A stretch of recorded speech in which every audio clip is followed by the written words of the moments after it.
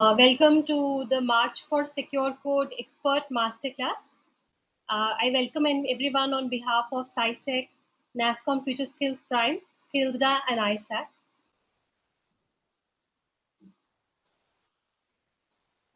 As you all know, that March for Secure Code is our month-long program on secure application coding and cybersecurity, which we are bringing to you in partnership with NASCOM Future Skills Prime and SkillsDA. The course, it comprises of around 51 hours of learning with 13 hours of theory and 38 hours of hands-on exercise. The month-long event will also include a course on application security vulnerability assessment, which will be a self-paced course, and of course a grand challenge competition at the end of the month. We have already announced all the exciting prizes which are there in store for everyone. So looking forward to a very good participation. In case for all those students who are facing any issues regarding the onboarding, we are scheduling sessions tomorrow and day after from 6:30 to 7 in the evening. So do join us. You'll be getting an email from us regarding the same. So today we have our third masterclass, and we have with us Mr. Akash Mahajan. Akash dons various hats. He is definitely an expert in his field. He's the co-founder and CEO of CloudLink. He's the co-founder of AppSeco. He is also an author. He has over a decade's experience of providing specialist application and infrastructure consulting services at the highest levels to companies, governments, and organizations around the world. He's been working in this area of information security for over 15 years now. He has consulted large enterprises and known brands such as Byju's, Qualys, and many others. He specializes in topics around cloud security, cloud native, Kubernetes, and has authored 2 books on topics of security, ranging from application security to security automation for infrastructure as code. He's been a speaker and trainer at global security conferences at Black Hat USA, DevSecCon, All Day DevSecOps.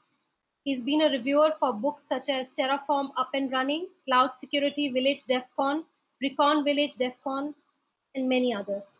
So welcome, Akash. Thank you so much for joining us here today. I'm sure that the students are really looking forward to the session. Now over to you for your presentation. Thank you so much, Shikha. Thanks for the introduction. Thank you so much for having me over. Let me just share my screen and okay, it'll share. Stop your share. Is this visible? Yes, please. Okay, let me just drag this meeting here so I have an idea what's happening. Great. So when I was asked by the folks at SciSec that come and talk about your journey, talk about specific topics in security, I was thinking, what is it that I should cover, right? And I felt that maybe I want to talk a little more about like how did I learn to love security and thrived in this domain. And if I could do it then when there were less resources, it was more ad hoc, scattered compared to now. Definitely you all can do a great job, especially the people going through the masterclass and the March for Secure Code programs. So about me, I think she's already mentioned everything. Just a recap. I'm a co-founder of companies like Cloudl and AppSeco. Also a community Null, which is now called Null.community. I've written a couple of books, Burp Suite. If you're familiar with application security, you would know about Burp Suite for sure. And don't buy that book anymore. It's an old book. The other thing that caught my fancy over time was automation and security automation. I wrote a book around you doing that for using Ansible. I've been a trainer at Black Hat, Nullcon, KubeCon, and a bunch of other places, and I've been a technical reviewer. I love to interact with other fellow techies, security folks, and kind of bounce off ideas. So and I had the chance to be a reviewer for PyCon recently in the virtual edition, so that was fun. When I had to figure out how do I cover a lot of stuff that I've done in my career, I felt that maybe I should show you a timeline, right? And the way to look at it is to go at the end where I ended up starting Cloudl and try and figure out why did I do a cloud native security company and focus on aspects of Kubernetes and all. If these words are new to you, don't worry about it, right? We'll cover this today, and we'll have enough time for Q&A, right? I'll try to go through the deck as soon as possible. I'll quickly run through it.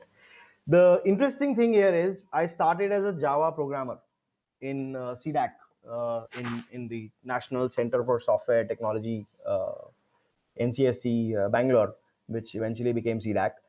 And I was part of the Indian language team. I used to help with a bunch of text-to-speech programming and stuff. And at one point, there was an internet outage in our office because of a malware attack, which I was able to help remove. And suddenly, as if a light bulb went into me, right? Lit up, saying that maybe what, I had more fun doing that than the Java programming parts, so I should think of getting into security. And when I asked around, hey, how does one get into security, I was told that what, primarily you need a certification, otherwise most HR departments won't will screen you out. So I went ahead and got myself a CEH certificate. At that point, it used to be a 5-day course where on the 6th day you wrote an exam, an online proctored exam, and I was lucky enough to get through. I was fairly familiar with Linux at that point, so it was easier than others. And then I started looking for a job. I became a security product engineer at an American company, where I ended up learning a lot about Python, virtual machine automation, endpoint security, intrusion detection systems, and such. And this is where I would say this is the point where my security career basically started. I felt that, yeah, I am part of the security community. And as part of that job, I even contributed to snort IDS signatures for emerging threats. This was a US Department of Defense initiative where companies and people, individuals, would share latest snort signatures against malware and other exploits. I did that for almost a couple of years. And in 2008, there was a massive recession in the world, and jobs were less. My company also felt that there was no longer any reason for them to continue in 2008. So I decided to become a freelancer. Now, when I had to become a freelancer, an IDS is mostly at network layer, right? You're looking at packets day in and day out. But when I became a freelancer, I looked around and I saw that in Bangalore there were so many companies doing applications and startups building applications. So I felt that maybe I want to focus on application security. This was a new field for me, but I was lucky enough to be aware of something like OWASP, OWASP, Open Web Application Security Project. And I read up a lot, started telling the world, started doing talks, talking about PHP security and other problems, and kickstarted this second stage of my career. While doing this, I also became aware that my overall knowledge is going to stagnate because I was working alone. I didn't have a team, and I was just working for customers. I looked around, I tweeted that there should be a space for hackers and security professionals to meet. And luckily, Asim and Murtuja, of the original founders of Null, responded over Twitter and said that, hey, why don't we start something in Bangalore? We have something in Pune. Null Bangalore was the the first massive transformation for me, because that's where I ended up meeting majority of the people I know now. Most of the employees in my companies are actually from the community. They are part of the same set of ecosystem, and we did a lot of sessions. We did a lot of hands-on, and when you learn together, with the sole purpose of learning, the it accelerates everything for everyone. And while doing this, we had a first NullCon conference, and they had a hacking challenge. I was just a poorly paid freelancer, so the only way I could attend the conference in Goa was by winning it, and which I did. I actually came second, but the guy who came first, that's another interesting story. But the guy who came first was not even 18, so his parents disallowed him to travel. So I got the spot in his place, and it was very grueling. It took over 10 days to crack the challenges, but it was a great learning experience, great bonding experience.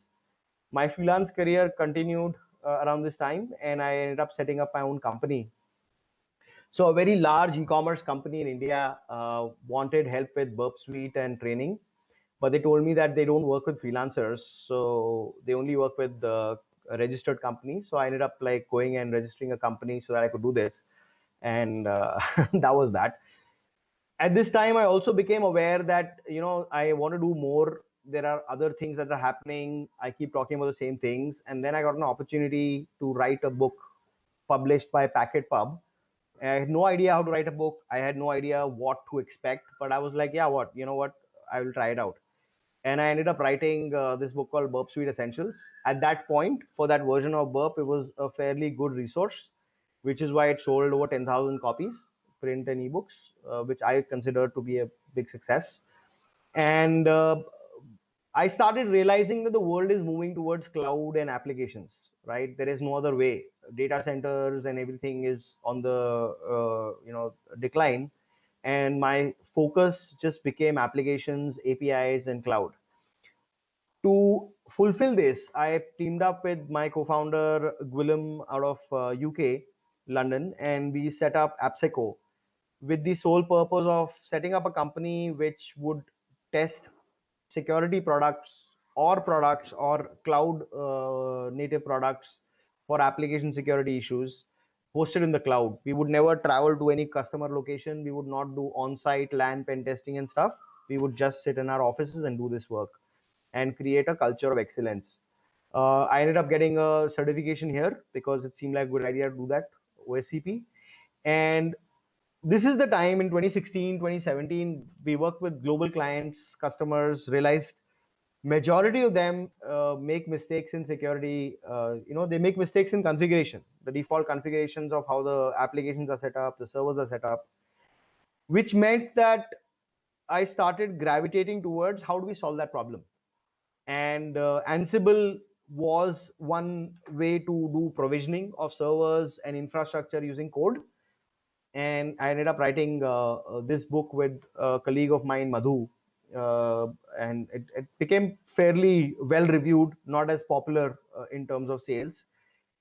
And in 2018, we got a chance to train at Black Hat, where we basically were the first training company ever to focus on DevSecOps and security orchestration and automated response, right? And by doing that, we did 2 years of that. This is before COVID, obviously, we could travel. Uh, in this world of automation, Ansible, we figured containers were the way to go. Docker became really, really, popular, and to orchestrate Docker, Kubernetes became the de facto way of doing things. So I ended up getting a CKA, a certified Kubernetes admin, and that's where I figured that the world has transitioned into cloud native, and the companies who haven't discovered that yet, are just like behind the curve. So that's what I want to focus on, and that led me to start a security product company called Cloudl. I'm guessing we will get a chance to do Q&A towards the end, so I'll quickly get through the thing.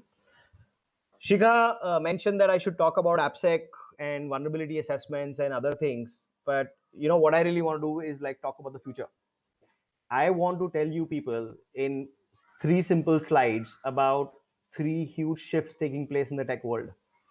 A majority of this is in the back end, and you may not think about it, but it's happening. And when it is, when it becomes apparent to everyone, this world will look very different, right? The three shifts are in the case of platforms, in application development, and therefore security.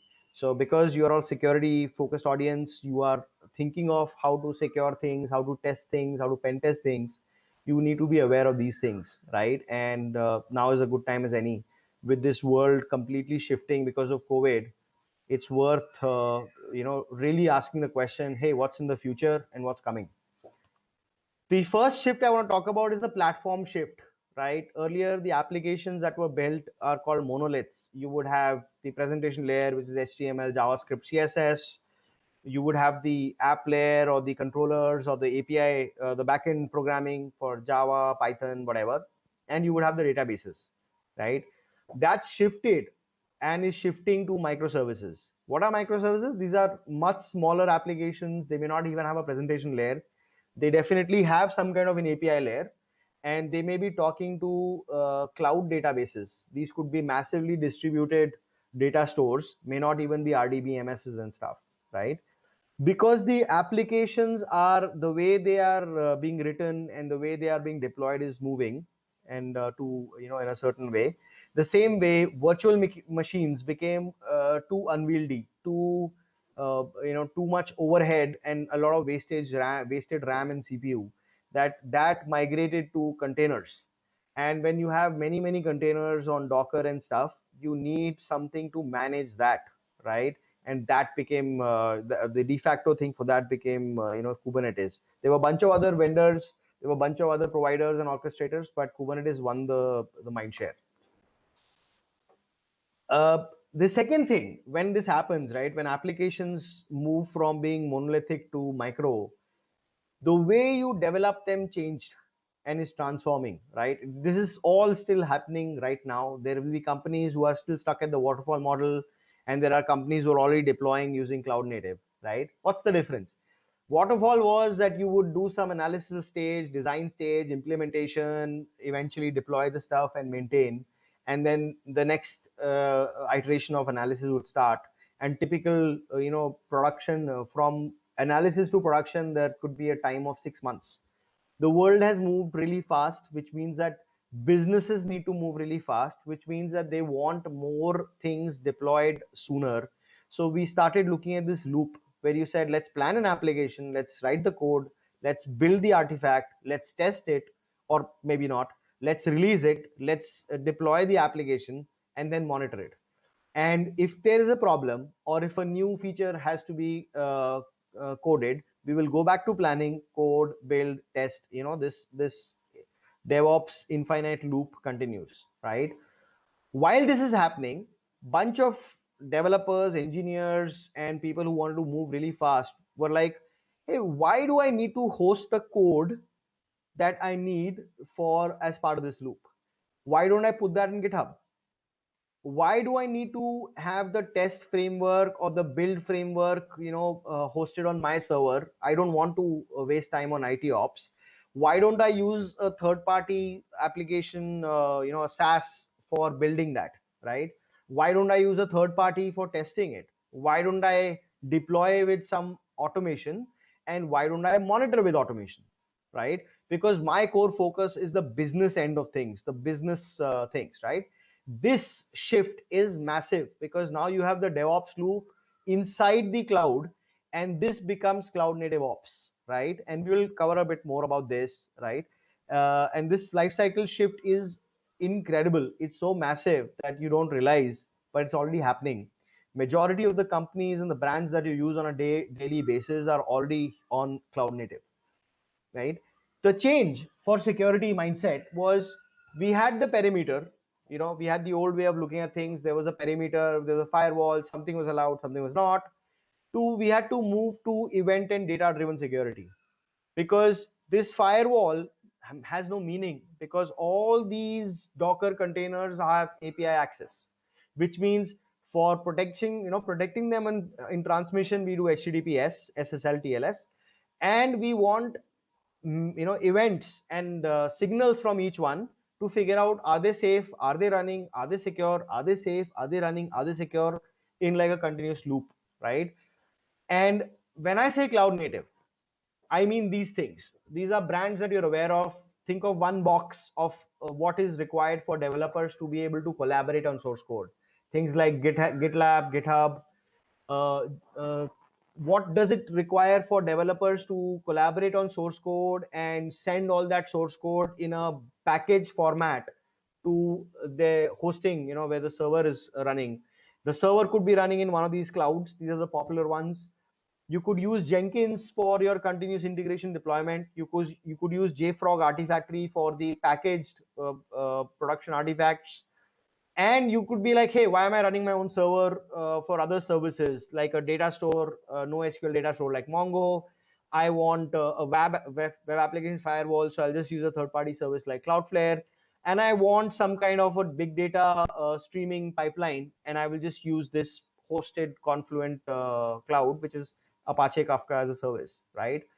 So cloud native is all of this. When your application, your developer operations, and your security operations span over these kind of big boxes, that is when we say it's cloud native. Why? Because it's not running in your data center. It's not running in a way that you have to manage majority of these things, right? It just works for you until it doesn't. Now that we have cloud native, we need security for that. And what do we need? We need DevSecOps and DevOps working together. DevSecOps is nothing but doing security operations required for production workloads, along with DevOps. You can't treat it differently. You need immutable infra for production. What does that mean? You mean what you want to do when you package your application, you package it with the server environment itself in a Docker. And the next time you make a change, you don't overwrite the files in the Docker. You just package a new Docker with the new files and just replace the old infrastructure. So that is the immutable property. The ideal way to achieve immutable infrastructure is using something called infra as code. We don't have to get into too much detail. I will give you some pointers towards the end. You want continuous deployment pipelines. You don't want to do this second step manually. You want pipelines for infrastructure and code and all supporting services, which means you need a pipeline to be like, hey, you know what, I'm going to deploy 10 times today. You are not going to manually copy files. It's just not going to work. You'll make errors and everything will slow down. At peak, one of our customers have done over 85 deployments to production. Okay, so that's insane to think about it, right? You have 24 hours in a day, but they were doing 85. That's like 4 production deployments in an hour on an average, right? When you have DevOps and DevSecOps working together, when you have immutable infra, when you have continuous deployment, the only thing you can do is event driven security, because there is no concept of, hey, hold on, I will not let you go. I will need to check the application for security. I will only allow it, when the static scanning is done or the dynamic scanning is done and you have fixed all the issues.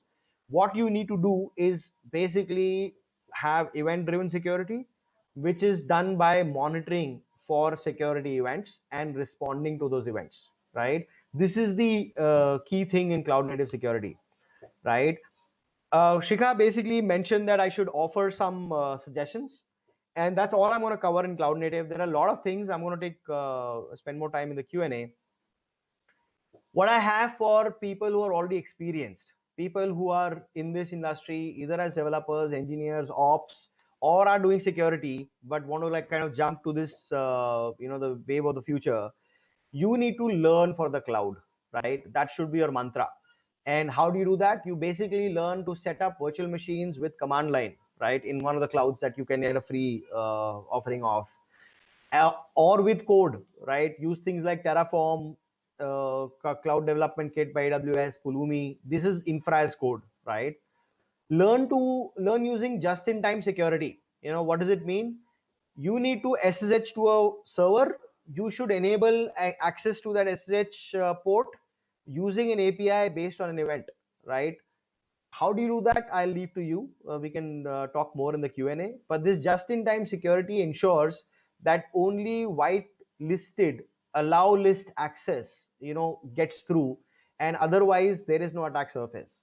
You should learn deploying complete applications, with databases as Docker on virtual machines and managed services.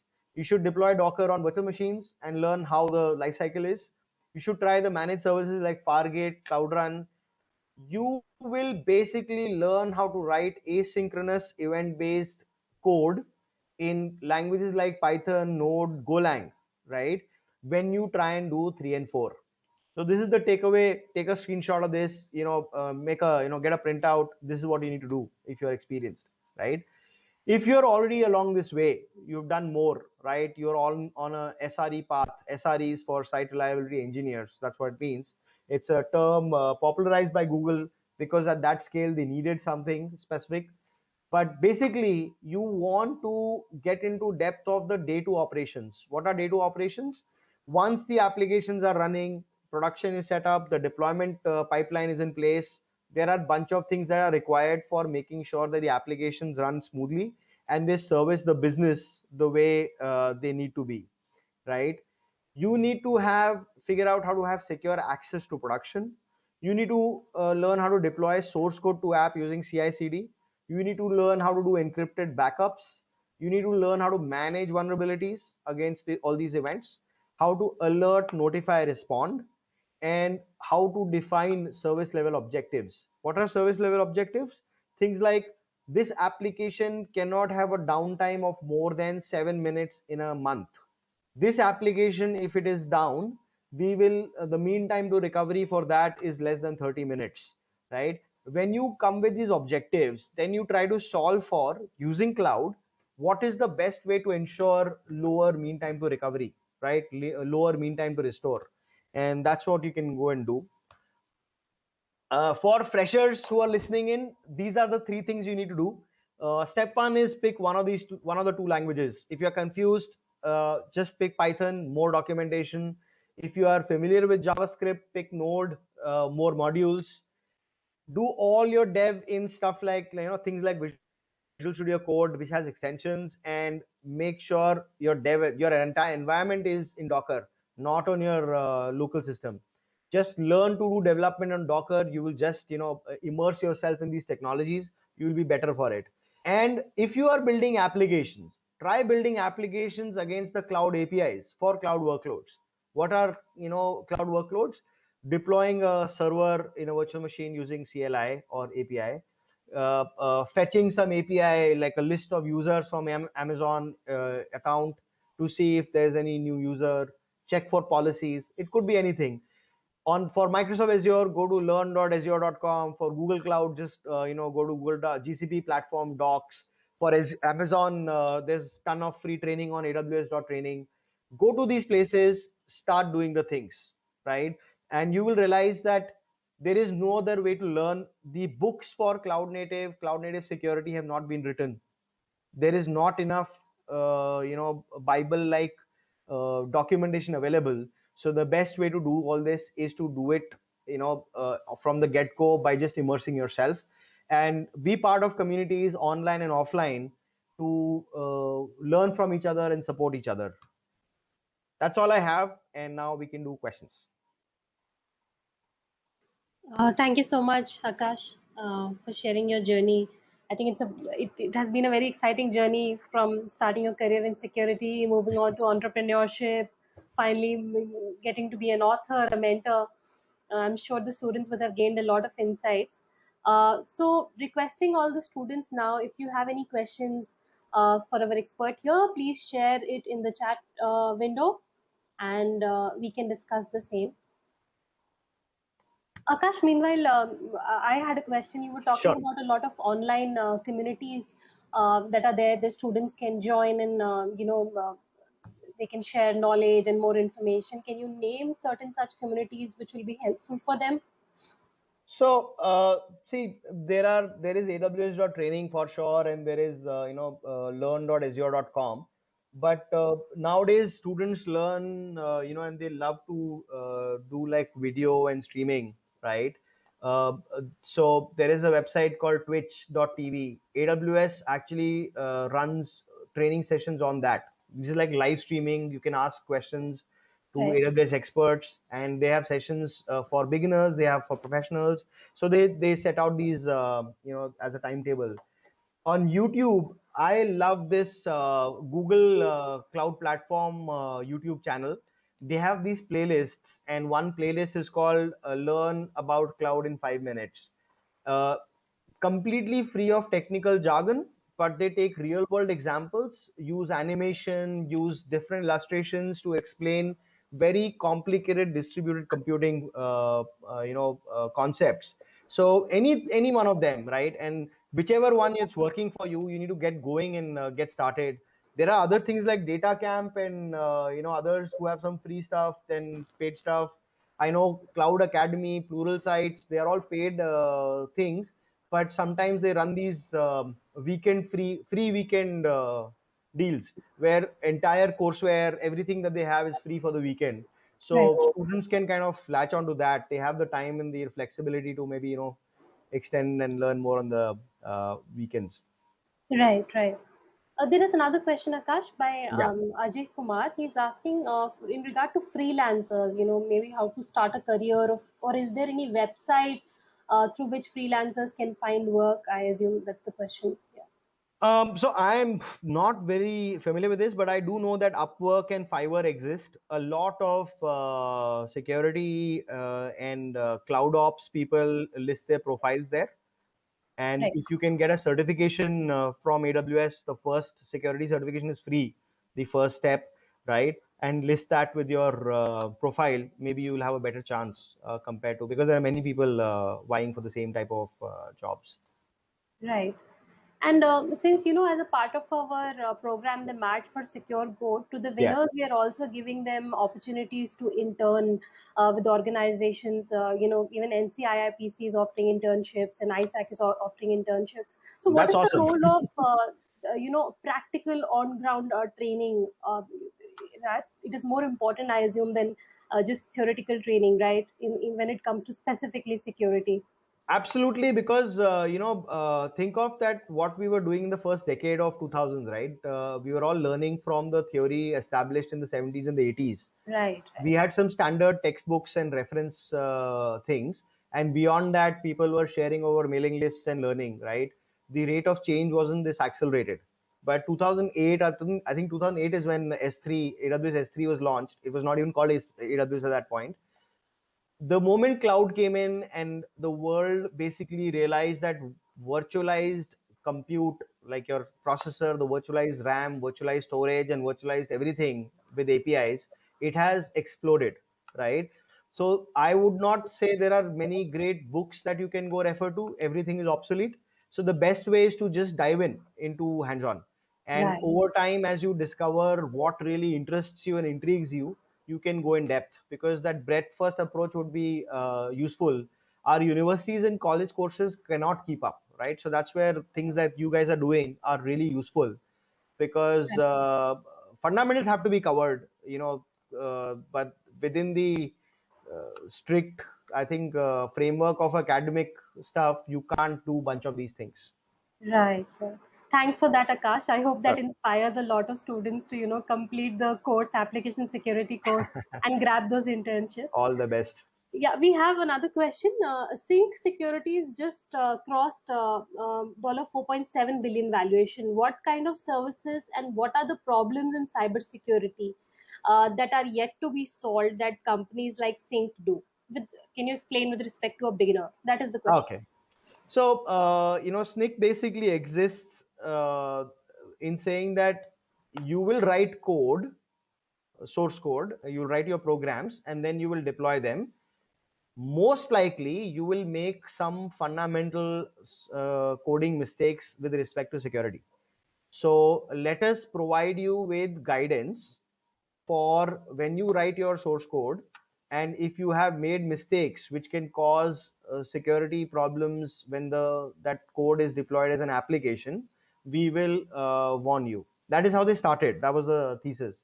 Then they also realized that a lot of people don't write everything from scratch anymore. We don't, right? We write applications and we import some module or some package which provides us some features, right? For example, if I'm writing a application to fetch an API from Twitter, I am not going to write the low level HTTP code, right? I will just say, hey, I will import a package like request or Axios and call the methods in that to fetch the Twitter API endpoint, right? SNCC realized that a lot of these packages become stale very soon, and unless and until there is a standard way developers have, with the ability to see that, hey, this package is old, it could have security issues, please update package, and when I update this package, it does not break my application, right? That is a huge and challenging job. SNCC hasn't solved it yet, but they are valued really at a big number. So that is definitely a problem statement worth solving. The second, which is completely open, and even companies like Microsoft have not solved, when you have Kubernetes, there is a certain way to fully utilize the benefits of hosting your application on Kubernetes, right? But how do you get your application to the Kubernetes cluster? The default way is very, very unwieldy. It's you're writing a lot of YAML and all that crap. So people created like these ways of copying code in a certain package format from your developer laptop to the Kubernetes cluster, right? That is not a solved problem. As and when Kubernetes or cloud is expanding, new APIs are getting created, new security policies are getting created. People are unable to visualize, what all is running in their cloud. What all should they worry about? What is the attack surface, right? What can attackers latch onto? And that's exactly what we are also trying to solve at Cloudl. That we believe the visibility is just not there, and when you are, when you're not able to see clearly, you experience the emotion of lack of control. And as an individual, it may not matter to you, but if you are someone responsible for millions and millions of sensitive data records of people, then you would worry about it. You would have sleepless nights, and these are all problems waiting to be solved for the cloud world. Does that give an answer? Sure. Yeah, thanks. I think Sure. that should answer it. Another question from Devendra is, what is the difference between Visual Studio Code and Android Studio, and which one is better? So Visual Studio Code is a very basic, bare bones integrated development environment, which you can extend by adding extensions. Android Studio is specifically meant to build Android applications. VS Code is very lightweight, can run on fairly low RAM. Android Studio is a Java-based thing, so requires more RAM. But they basically serve different purposes. To build Android applications, you have to do a bunch of things except write code, even the UI elements and all. Android Studio makes it simpler, right? And it even provides you the platform kit for Android. So you get an emulator, you can try out the various services and stuff. VS Code, to be able to write, Android application is not going to work. But the other way, you can write regular programs in the Android Studio. So I hope that gives you an answer. I've actually done an interesting project where I Dockerized an Android phone emulator. It's not easy to do, but it was fun. We did it for training once. Right. Thanks, Akash. In with respect to the last question regarding the sync question, Hmm.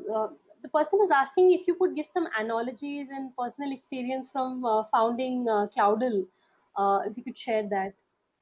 Um, I think I understand what the question is. I'm not sure. Let me take a stab at it, and you tell me if it's in the right direction.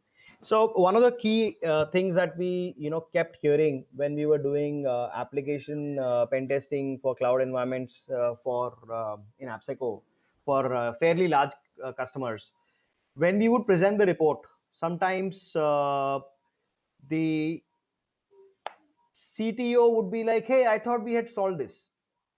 Right? We would say this was weak, this was leaking, this was open to the world, and the CTO or the CISO was like, "Hey, but I thought we solved it." And then they realized that yes, when they started out, as part of the process, they had made those security fixes. But over time, as the cloud environment and the platform gets used, there is a drift. The drift is from the difference between what was the security process and what is the current runtime configuration, right? And when that happens, people are left with this unpleasant surprise because they thought they solved something for security. They are feeling assured, but it's not solved. And I kept hearing this over and over again, to the point I realized that the only way to do this is to provide continuous security monitoring for these new kind of technologies and concepts of cloud native, because there are not enough products in this space. There is not enough visibility for people who are managing complex cloud deployments, and they need help as much as they can. I guess that gives you an idea. Right. I think that should answer. If there is any counter question, the attendees can post it on the chat window itself. Cool. I see another question. How is AI going to affect the cloud security job market? There are two answers to the same question. One you will like, one you will not. AI is going to have a profound impact, right? And I won't even go to the part of AI, but I'll just say, the machine learning aspects itself. A lot of what is human analysis, at some point, the ML models will be fairly good at replacing humans there. And they will not try to tackle the problem of doing pen testing for you or application security testing for you. They will try and tackle the problem of what are the root causes that application security pen testing will find, right? Whether it's misconfiguration or bugs around IDOR or SQL injection, right? They will try and tackle those root causes. While that happens, certain kinds of jobs will kind of disappear, because in the cloud world, the default security controls will be good enough for majority of the workloads, right? But at the same time, to be able to do this AI based analysis and security in production day in and day out will require new kinds of infrastructure to be set up, new kinds of services and APIs to be built and used, and these themselves could be vulnerable to security issues, right? So while jobs may look a little bleak, the scenario may look a little bleak for the low level analysis jobs in pen testing and stuff.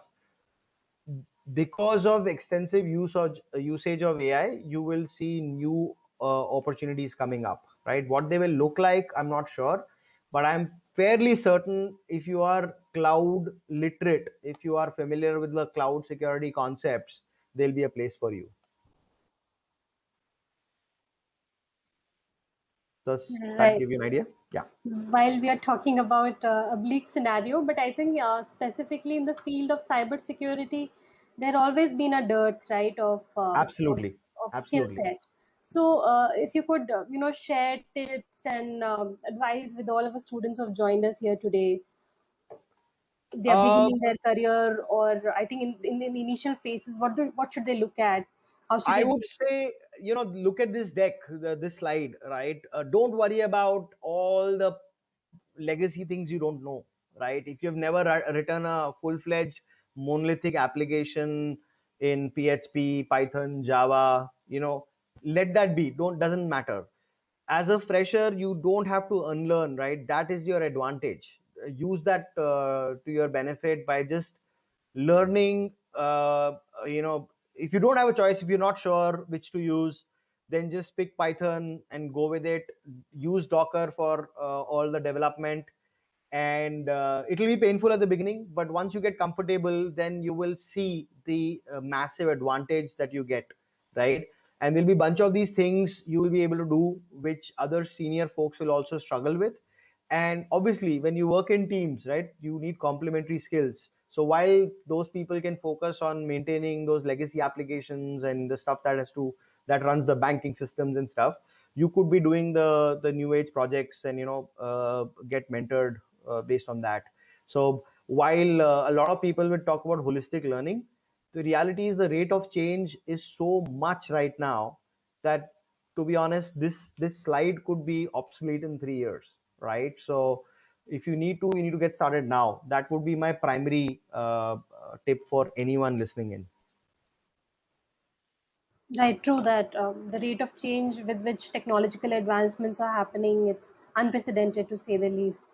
So, Yep. another question from Pratik is, how can one reach the position of CISO? Is a CISSP the only path to such a place? No, it's not the only path. To be a CISO, you need to understand the domains that CISSP covers. There are 14, in CISSP. Uh, Even CISSP courseware, I'm part of that group where they figured out that the ISC square people, they figure out that that is also, like, it's showing its age. But to be a CISO, I think you need four things to work in your favor. The first is you need to have business empathy, right? You need to be able to understand that there is no security if there is no business. A lot of technical folks get into this whole hostile match with the other aspects of business, where they're like, oh, the business doesn't understand they want to push products without testing, they want to like cut security budget and all that, right? What they don't realize is that if there was no business, there would be no need for security, right? It wouldn't exist without that. Once you are at peace with that and you empathize that yeah, businesses are going to move in a very different manner than the structure and the rigor with which we want our security programs to move, right? Especially in a thing, example like COVID. When COVID lockdowns had not happened, businesses had a certain idea about how to do remote working, how to do virtual sessions, and bunch of those things. But when there is no choice, they had to quickly rally around, right? And the companies where the technical teams empathized that yeah, if we don't make this change right now, if we are not flexible right now, we will not have a company anymore to complain about. So once you have the empathy, right, the second thing to really get is that you have to understand something like the theory of constraints, right? What is theory of constraints? It's like you always have to solve for the weakest link in the chain or the current bottleneck you have, right? Which means that you may want to do a secure application program, with all secure coding and stuff. But if you don't have a training, strong training program, you will not be able to do that, right? So then what can you do differently, which again comes back to empathy with business. The third is you need to have familiarity with not only applications, but also understand from a aspect of all the layers of security, what can be the business impact and what could be the technical impact. And you don't have to be an expert in any of this, but you need to be able to understand for your business context which controls make sense, what needs to be applied when, and do you have the budget for the kind of security that you are trying to do, right? When you do these three, the fourth is very simple. You need to go ask the companies who are likely to hire a CISO or who are in the process of expanding and may require a CISO on what are they looking for. Because if you do that, that will be a pathway. Some of them may screen you out if you don't have a CISSP, but many of them will not care. So that would be my answer. Right, right. Thanks, Akash. There's another follow up to the same question. Could you elaborate? The person is asking on, as you said, that packages as it's updated, the applications may break.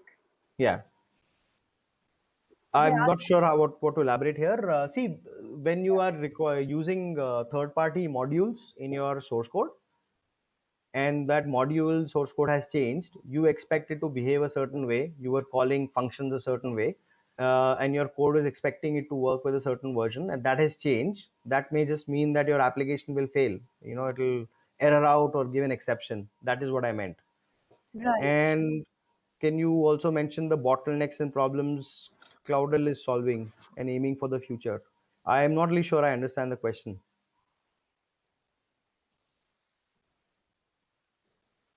Requesting the attendee light to kindly elaborate the question further. We Yeah, can move to the next question, Akash. There's a sure. question on how to improve recon process for web app testing. How to improve? The question implies that there is a certain process. See, primarily, uh, tactically, you need to, if the objective is to recon the domain itself, then you have many other ways. You can try to look at DNS records, you can try to look at SPF records, you can try to look at where other, the source code, what other things are loading from, or CSP headers. If it is for the recon of the web app itself, then basically burp espouses this philosophy of user driven testing, where you start your workflow by just browsing and clicking and filling all the forms of the entire website. It seems like grunt work, it seems like painful manual work, but in the back end, burp is collecting all the requests being made and the ones not being made. It is processing the javascripts and the HTML files. And once you have this in your sitemap, then you can run a passive scan or an active scan, or go try out something in repeater, right? That is what I would try and do. Right. There's another question by Pratik Akash, Yeah. and the person is asking for career guidance, saying that he's on path to start a master's program in cybersecurity in UK, and whether that is relevant to the industry in relation to job prospects. And what more suggestions can you give to be successful in this field? So honestly, I'm not sure I'm qualified to answer the first part of your question. I would highly recommend talking to your professors or the the student reps in that university that you're going to work at, study at for your masters, on how do they see the market, what is the industry interaction, and what else can you be doing there. The second part, right, what success looks like will is a personal thing, right? Are you looking at uh, technical mastery, or are you looking at your work making a significant difference to the world, right? It could be any of that, right? Based on that, you will see what needs to be done. But fundamentally, if you're doing great work or whatever it is, you're learning, you're helping, you're mentoring, you're whatever it is that you're trying to do, try to be visible, try to share that with the world, whether through blogs or whatever your other ways of sharing on social media. And usually you will find many people will just come and help you out, right? And don't be afraid to reach out to who you consider are experts with questions. Typically, in my experience, people end up getting great responses when they're able to craft the questions properly, and a lot of times that articulation makes the difference, right? That would be my tip to you.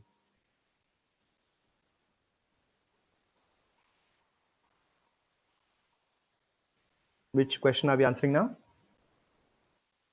The problems my company, I'm not sure I should be talking more about Cloudl, but basically we are trying to solve a simple problem of visibility in cloud native. Now what that visibility encompasses can be now the total users, their actions, their audit trails in GitHub, ranging from GitHub, GitLab to all the way to a third party managed service. And can we bring all of that as an activity feed on our platform, and then can we provide actionable insights, right? For example, suddenly a user who always logs in from the region of Maharashtra with an IP address has logged in from an IP address belonging to East Europe. Is there something worth doing? Is it someone worth notifying? All these problems have been solved in different areas in different ways for enterprise security and enterprise systems. A bunch of these are not solved for cloud native, and that is what we are trying to do.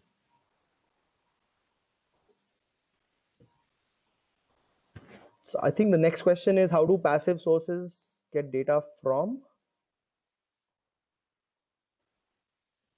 Okay, so the passive sources, see, Rapid FDNS is a great place. Look at certificate transparency logs also.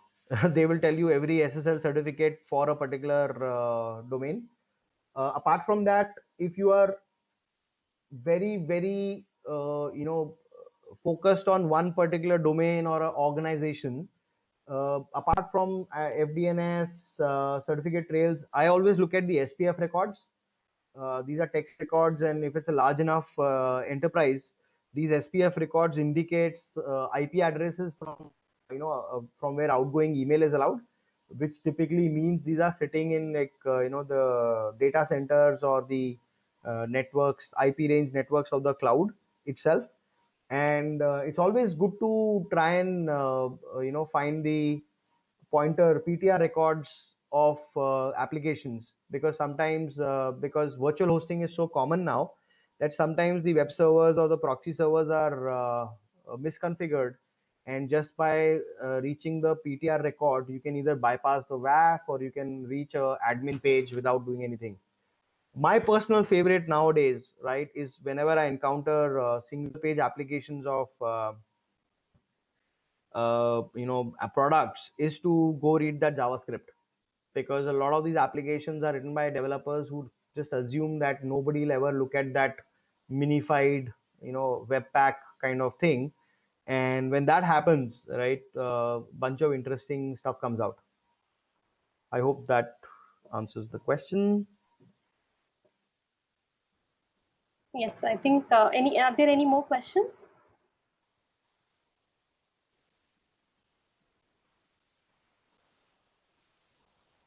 Okay, so I don't see any more questions coming up. Uh, Thank you so much, Akash, for sharing with us your journey, your knowledge, a lot of insights and tips for all our students. And above all, I think it has been a very interactive and engaging Q&A session also. So Cool. thanks a lot for joining us today for the masterclass. Thanks, Shika. Thank you, everyone at SciSec. This is great. Thank you Thanks. for the questions. Bye, people. Thanks a lot. For the attendees, though, I request you to please stay on the webinar because we have the EdCast team with us. All of you who have been facing any issues with regard to either the onboarding or the registration, you may share your questions today and we'll try to resolve your problems. Requesting Abbas sir to kindly unmute Bodhijit from EdCast team and Priya from NASCOM.